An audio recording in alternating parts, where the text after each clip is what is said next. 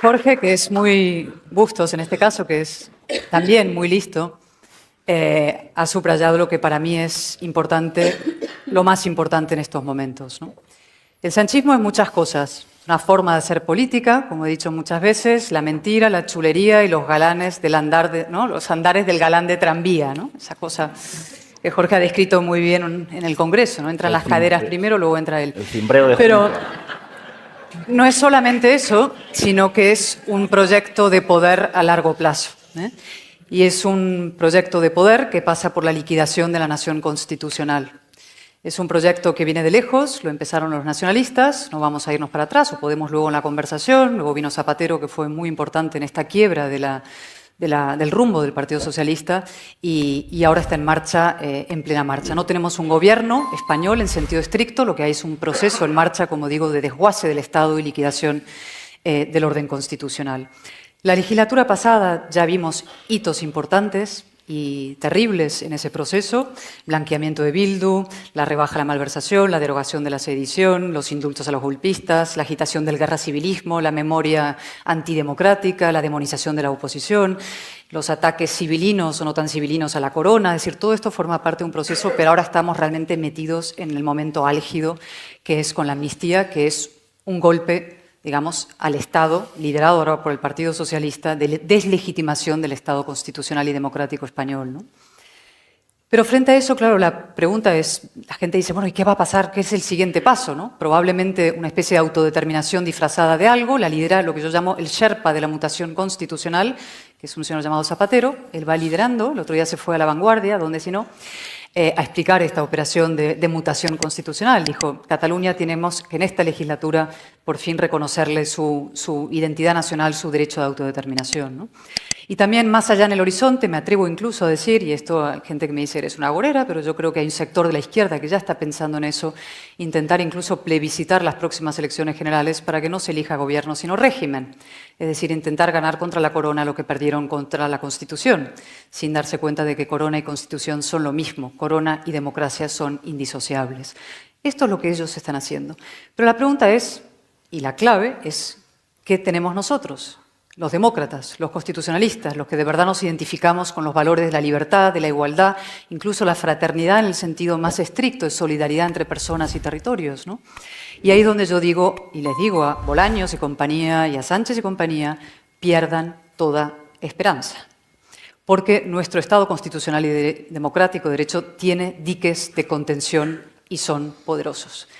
Uno de ellos es la justicia, y aquí tenemos a María Jesús y a tantos magistrados y jueces movilizándose. El otro día 5.500 jueces, ¿no?, firmaron un comunicado. La justicia va a cumplir con su obligación de defender los derechos constitucionales.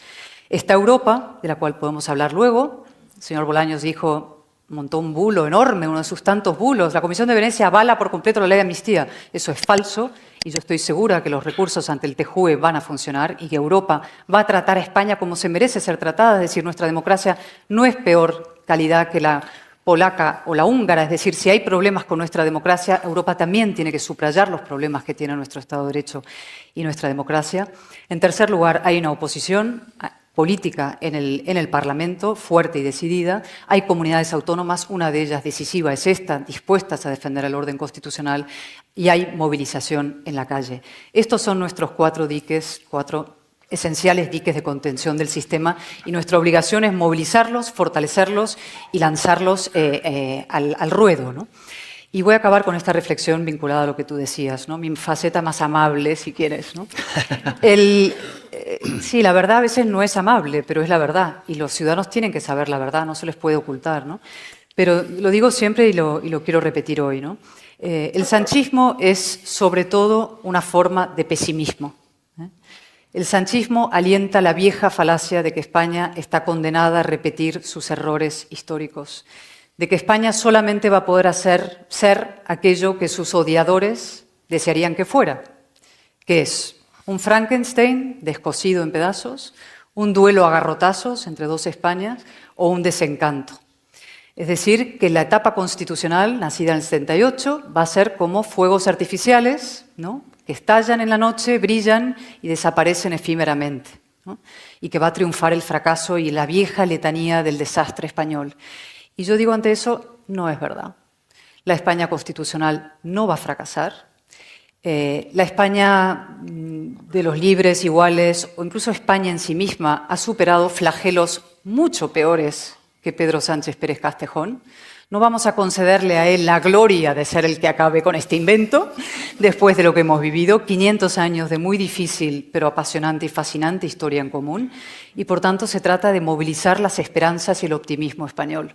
Un optimismo combativo, no el optimismo de la pura voluntad, no del que se sienta en el sofá con el mando a distancia y critica lo que hacen los demás, sino el que baja a la arena, el que se moja, el que asume los riesgos, el que sabe que esto es una batalla desagradable y dura. Los tertulianos también lo sufren. Hoy hay una política de cancelación salvaje de la gente.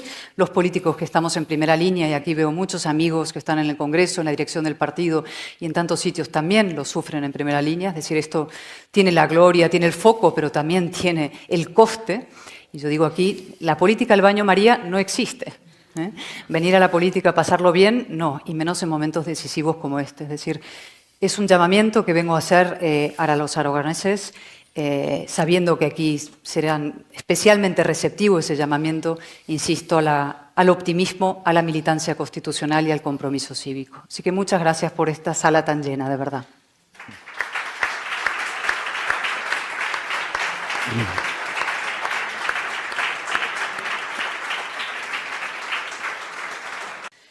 Vamos a intentar desbrozar el paisaje, ¿no? Sánchez, como no puede gobernar por adhesión, gobierna por odio. Eso significa la polarización. Necesitas generar suficiente rechazo al otro para poder apretar a tus bases para que acepten lo inaceptable. Por ejemplo, la amnistía. Eso es una vieja táctica de los populistas del 3 al 4. Yo siempre digo que el populismo es el atajo de los mediocres, porque movilizar a la gente con las vísceras es fácil. Para movilizar a la gente con la razón hay que valer. Y él practica el populismo más salvaje y de manual. Generar suficiente odio en la sociedad. La política del muro que dijo, si es que lo hizo explícito. Ahora habla de la reconciliación. Es un señor que en su debate de investidura dijo, yo vengo aquí a levantar un muro contra la otra mitad de España. ¿Pero de qué reconciliación estás hablando? Su proyecto es la discordia. Su proyecto es guerra civilista, y perdónenme el término y la palabra, suena muy fuerte, pero lo es volver a las dos Españas para justificar todo, que él pueda seguir en el poder con las personas, partidos que buscan la destrucción de las libertades y del orden constitucional, ¿no? Con lo cual eso es una estrategia. Y ahora vamos a lo que tenemos que hacer nosotros es levantar las palabras como un TEDx y ver qué hay detrás. La palabra reconciliación. ¿Qué hay detrás de la palabra reconciliación? La amnistía para la reconciliación. ¿Cómo? No, lo que hay detrás de la palabra reconciliación es un sometimiento a la hegemonía nacionalista. Completamente, una claudicación a los objetivos nacionalistas. ¿Qué reconciliación cuando salen Turull, Esquerra, Puigdemont y todos diciendo vamos a la autodeterminación, por fin tenemos la amnistía y ahora el siguiente paso es la independencia? ¿Pero de qué reconciliación estás hablando, Bolaños? Es que no nos tomes a todos por idiotas, ¿no? Puedes repetirlo 150 veces y habrá parte de sus filas que se aprieten y digan es verdad, pero la inmensa mayoría de españoles no. Y por eso mi mensaje también, y vuelvo a la esperanza, no se atreve a convocar elecciones. ¿Por qué no se atreve a convocar elecciones? Si la reconciliación es tan imprescindible, la amnistía es maravillosa, es lo mejor que le ha pasado a España en 40 años, vamos a pacificar el país definitivamente, ¿por qué no los lleva a las urnas? Porque sabe que la mayoría está en contra. Y una rotunda y contundente y enorme y esperanzadora mayoría española está en contra. Y luego algunos puntos más, perdonadme, pero que me han ido suscitando lo que habéis ido diciendo unos y otros, ¿no? ¿La amnistía qué es? Es verdad, es igualdad, es inconstitucional, esto es corrupción. Es una operación, una transacción corrupta sin precedentes en la historia democrática. De ningún país. Bolaños se pasa el día diciendo hay precedentes, amnistías en otros países, en el texto de la ley lo ponen. Mentira, claro que hay amnistías en otros países. Lo que nadie jamás, nunca en la historia ha hecho es un político borrar delitos de otros políticos para comprar la investidura. No existe. Ha comprado 450.000 millones de euros, que es lo que manejan los presupuestos generales del Estado. Esa es la cifra de su corrupción. Y luego nos da lecciones de corrupción a los demás, ¿no? Segundo, la amnistía se aprobará, porque el Parlamento puede aprobar, no sé, vamos a matar a las rubias. Bueno, venga, lo pueden aprobar, pero no se va a aplicar. No se va a aplicar. Y es más, digo una cosa aquí que, en fin, se dice, ¿no? Todos sabemos la trayectoria, nos conocemos unos a otros, ¿no? También Cándido Conde Pumpido conocemos su trayectoria, la toga, el polvo, estas historias, ¿no? Ahora bien, es tan flagrantemente inconstitucional la ley, es tan cruda y bárbaramente inconstitucional, que ni aunque el Tribunal Constitucional estuviera presidido por un híbrido de Zapatero, Dolores Delgado y, si quieren, Félix Bolaños, podría declararla constitucional. Hasta ahí llega mi confianza inmensa en la justicia, no solamente europea, sino española. Otro asunto más, y dos breves. Europa, ¿no? ¿Por qué la confianza en Europa? No, es verdad, ¿no? Europa no se ha portado siempre bien. Es decir, la condescendencia europea respecto a lo español sur de los Pirineos, que decía Giscard d'Estaing, es antigua, ¿no? Pero nosotros tenemos que explicar que esto no es un asunto español. No es un asunto interno de España, como se dice. El separatismo, asunto... No, es un asunto europeo. Aquí se juegan los valores sobre los que se fundó la Unión Europea. La Unión Europea se construye contra el nacionalismo, sobre los millones de muertos que provocó el nacionalismo en el siglo XX, que fueron muchísimos millones. Se construye sobre los valores del Estado de Derecho y la democracia. Y si el Estado de Derecho y la democracia fracasan, o se estrellan, o se erosionan en España, eso afecta a toda la Unión en su conjunto. Y ni os cuento si eso se hace para disgregar un país, para segregarlo en pedazos. Esto rompe la unión entera, no rompe simplemente, ¿no?, la unidad sacrosanta española y estas cosas. No, rompe la idea de Europa en su base y en su esencia. Y ya por último, ¿qué tenemos que hacer nosotros, ¿no? Frenar y revertir. Es decir, hacer lo imposible para hacer descarrilar el proceso, y vamos a hacer descarrilar el proceso, y hay un ciclo electoral por delante que es crucial.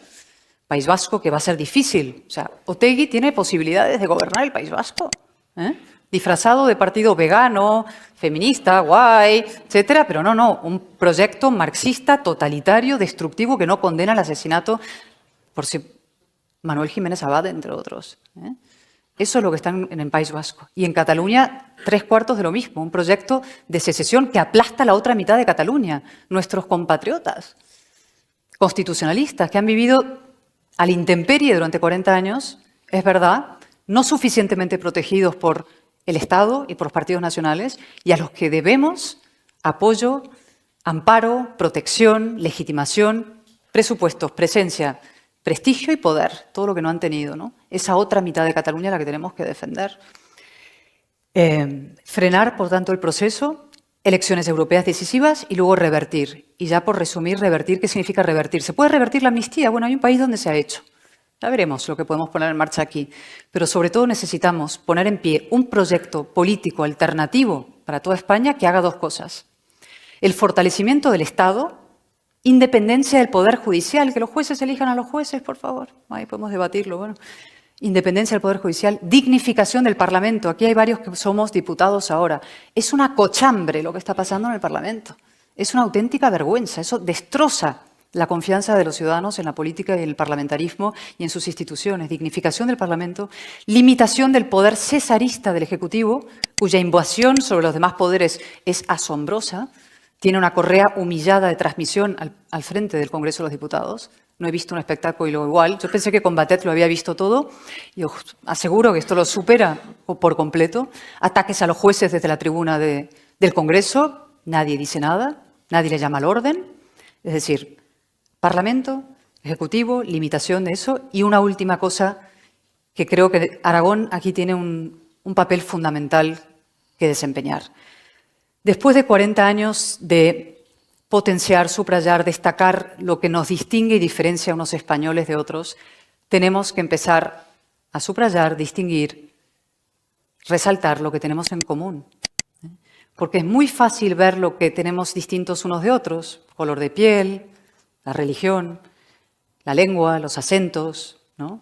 Un murciano, nada que ver con un gallego, ¿no? Un vasco no tiene nada que ver con un catalán, ¿no? Pero ver lo que tenemos, no hay nada más decente y más valioso y más moderno que ver lo que los ciudadanos tenemos en común.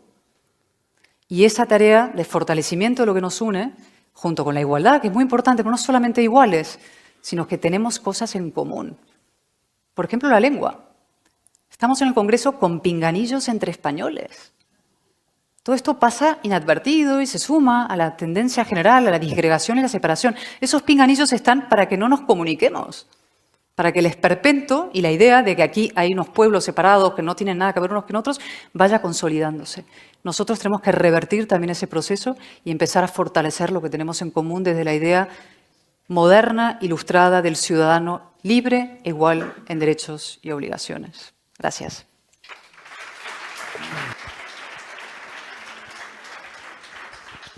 Cayetana, te tengo que preguntar por las dos siguientes citas electorales que afronta tu partido, el Partido Popular, el País Vasco y Cataluña. Estamos conociendo algunas encuestas últimamente y uno de los asistentes pregunta efectivamente qué tiene que hacer el PP para tener un papel más relevante en estas dos comunidades donde parece que el nacionalismo como que emana de los montes, como si fuera algo natural, tienen que ser nacionalistas. Y como el Partido Popular tiene un discurso nacional, no nacionalista, pues entonces está abocado a no tener un papel fuerte en estas dos comunidades. ¿Cuál es la estrategia para pelear dos citas electorales donde parece que aunque va a subir, en todas las encuestas lo da, sin embargo, la hegemonía nacionalista parece imbatible? No, combatirla. El problema es que el nacionalismo en España ha sido quien ha repartido los carnés de centrismo y moderación durante años. Eso es probablemente fruto de nuestra historia reciente, pero eso es lo que yo llamo el tablero inclinado que mencionabas antes, ¿no? O sea, el tablero inclinado de la política española está así, la izquierda y el separatismo están en el nacionalismo, están en la parte alta del tablero, los demás estamos en la parte baja, entonces jugamos siempre en desventaja cultural, mediática, etcétera, ¿no? Entonces vamos arrastrando nuestra roca a cuestas, a veces llegamos al gobierno, pero pocas veces el poder porque no trabajamos para nivelar el tablero. Esto es la batalla ideológica y cultural. Y esa tiene que empezar por la deslegitimación profunda del nacionalismo y explicar que el nacionalismo, como en otros países de Europa, tú dices, hay un nacionalista, dicen, un reaccionario. Aquí un nacionalista, un progresista. Entonces, es que eso es la médula, ¿no? El origen del problema. Y entonces, ¿qué tenemos que hacer nosotros? Pues levantar alternativas constitucionalistas combativas en todo el territorio nacional, un proyecto para toda España y muy singularmente en los territorios donde el nacionalismo ha cuajado y por tanto la democracia es más frágil, que son el País Vasco y Cataluña. País Vasco, claro, nos mataban. Entonces, como nos mataban era muy difícil, especialmente, ¿no? Y en Cataluña se instaló lo que Tarradellas, un gran hombre, un gran estadista, un gran catalán, un gran español, llamó la dictadura blanca. ¿No? La dictadura blanca del nacionalismo se instaló, se permeó, se creó la tiranía del consenso. Siempre ha habido en Cataluña durante décadas un consenso absoluto de que la hegemonía era absolutamente nacionalista, ¿no? Para ser un disidente estabas en la clandestinidad más total. Y el proceso ha tenido una virtud, tiene una virtud, que es que hizo aflorar la otra mitad. Rompió Cataluña en dos y por fin se vio que existía otra mitad. Una mitad tolerante, demócrata, luminosa, como digo, que acepta la neutralidad de las instituciones públicas, que arranca lazos amarillos no para colocar lazos verdes o azules o rojos en su sitio, sino porque el espacio público tiene que ser neutral. Pues esa mitad floró con el proceso. Y nuestra obligación, yo creo ahora como partido, como demócratas, es dar a esa mitad fortaleza, presencia, insisto, y ánimo y instrumentos intelectuales, morales y políticos para ser cada vez más fuertes. No vas a hacer desaparecer el nacionalismo. El nacionalismo existe en el fondo oscuro atávico de los seres humanos. Venimos de tribus, ¿no? El odio, el diferente, la envidia, todas estas cosas, la xenofobia, eso está, lamentablemente, forma parte del cableado genético de los seres humanos. Pero tenemos que empujarlo hacia atrás, es decir, que crezca la mayoría constitucional. Y eso pasa por una cosa esencial en Cataluña ahora, que es desmontar el mito del Partido Socialista de Cataluña. El PSC no es un partido constitucionalista, es el gran blanqueador del nacionalismo. Como dijo Nicolás Redondo hace un par de noches en un acto que fuimos, éramos 4 gatos, debo decir, era un homenaje a un libro que se publicó hace 30 años titulado Extranjeros en su país, de Antonio Robles, escrito en la época de la dura clandestinidad en Cataluña, y Nicolás dijo, el PSC es lo peor, es decir, el PSC son la retaguardia criptoseparatista, son los verdaderos blanqueadores, se dicen de izquierdas para blanquear la xenofobia, es lo peor que hay. Entonces, muchos bien pensantes dicen, vamos a votar a Illa porque es el menos malo, es el constituyente. No. Nosotros tenemos que ir a por Illa. con toda nitidez y demostrar que Illas son los que los Illas de la vida, que parece Clark Kent, va con cara de bueno, no ha roto un plato en su vida, son realmente los que están legitimando, haciendo avanzar, liderando el proceso separatista. Y una cosa más. Aprovecho que está Roberto aquí, al que le doy la enhorabuena por el 155. Mira, nos dicen, el otro día Pache López, que no puede gritar más desde la tribuna. Digo, pero calla, hombre, lo puedes decir lo mismo más bajo, no hace falta gritar, ¿no? Gritando a voz en grita el relato suyo, que es vosotros al Partido Popular os hicieron 2 referéndums y una declaración de independencia. Digo, sí, no al PP, a España. Y lo que nos preocupa es que vosotros nos hagáis el tercero. Eso es en lo que estamos, en los que ellos puedan hacer la famosa mutación constitucional a través de un referéndum, una consulta disfrazada de lo que fuera, ¿no? Y hay que explicar, frente a lo que ellos dicen de que ustedes no tienen alternativa, el PP no tiene alternativa en Cataluña, solo la cárcel y la ilegalización de partidos y el 155. Te sueltan eso, no hay alternativa. Sí hay. Hay una alternativa que es la que nunca se ha ensayado de verdad y a fondo y de manera sostenida en el tiempo, ¿no? Que es efectivamente la alternativa constitucionalista con mayúsculas, que tiene 3 partes. Desplegar el Estado allí donde se ha replegado, y ahora hay problemas para llenar las plazas judiciales, por ejemplo. Los jueces no quieren estar en Cataluña, y los fiscales, porque el Estado se ha ido replegando de Cataluña. Policía y Guardia Civil tienen graves problemas ahí. Tenemos que desplegar el Estado, tiene que haber presencia del Estado en todo el territorio porque garantiza la igualdad, que los vulnerables estén protegidos frente a los poderosos, ¿no? Porque el Estado, una cosa represora, ¿no? El Estado lo que garantiza, fíjate, los liberales defendiendo el Estado, ¿dónde acabamos? Fíjate. Y la izquierda destruyendo el Estado, fíjate. Bueno, desplegar el Estado. 2, deslegitimación radical del nacionalismo como idea maligna y reaccionaria, que es lo que es, tribalista, que distingue a los seres humanos en función de etnia, de lengua, lo que fuera, que discrimina a la otra mitad. Y lo tercero, eso que yo decía hace un momento, de afirmar, es decir, dar a los constitucionalistas, a esa otra mitad, lo que no han tenido, que es presencia, prestigio, poder y presupuesto, dinero. Tenemos que invertir España como militantes de la democracia en la otra mitad. No hemos invertido. Las asociaciones constitucionalistas en Cataluña, en fin, son héroes. Montan manifestaciones con 2 duros, pidiéndole 5 euros a uno, 3 euros al otro, montan actos. La sentencia del 25%, una población que habla mayoritariamente el castellano, se consiguió gracias a una pequeña y modestísima asociación de padres de familia que dijeron, no, nuestros hijos tienen derecho a aprender en la lengua oficial del Estado y en su lengua materna. Y lo consiguieron ellos, sin apoyo de nadie. Y eso no puede ser. Es decir, si nosotros queremos que nuestra democracia sobreviva, habrá que empezar a invertir en ella. Es decir, existe esa otra alternativa que no se ha ensayado y que nosotros creo que tenemos que liderar y podemos liderar ahora en las elecciones. Y pedir a toda persona que crea en estos valores, más allá, insisto, hay liberales, hay conservadores, hay gente más de derecha, gente menos, progresistas ilustrados, los verdaderos progresistas, vinculados con las ideas de la Ilustración, no progresista como se entiende hoy en día, que son esta banda de reaccionarios que desprincipiados, reagrupar a todo ese espacio moral, social y político detrás de un proyecto común para plantar cara a esto y empezar a empujarles hacia atrás. Esto no se va a resolver de la noche a la mañana, pero se va a resolver.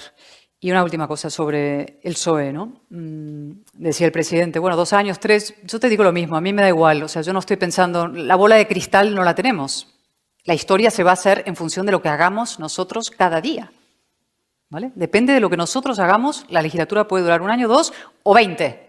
Ojo.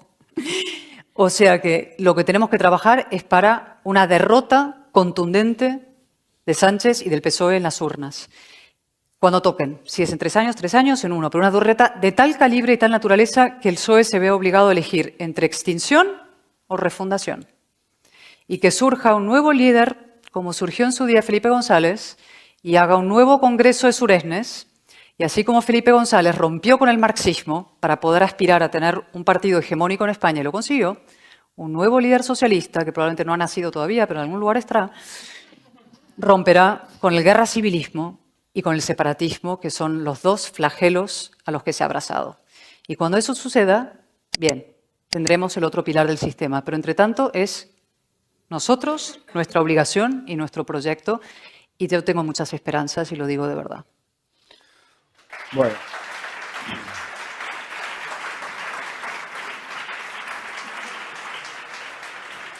Tenemos